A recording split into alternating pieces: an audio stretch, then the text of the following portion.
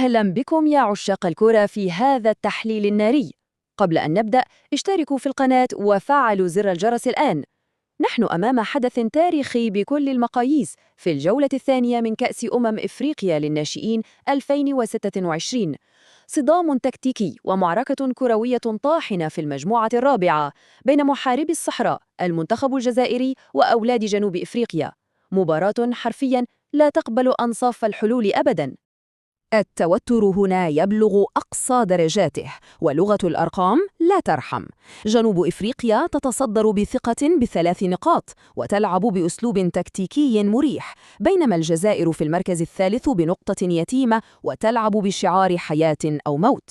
هنا ستحسم الثنائيات الفردية والالتحامات البدنية على أرض الملعب، كل شيء. وهنا أطرح عليكم سؤالا يحير الجميع وأريد إجاباتكم في التعليقات: هل ستنفجر طاقة الجزائريين الهجومية تحت هذا الضغط المرعب، أم أن الصلابة التكتيكية لجنوب إفريقيا ستخمد هذه الثورة؟ شاركونا رأيكم فوراً.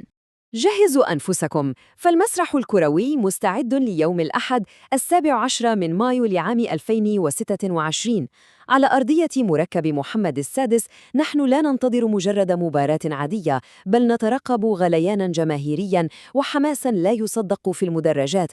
الأجواء ستكون مشتعلة تماما، والمواهب الشابة ستقاتل على كل شبر من العشب الأخضر.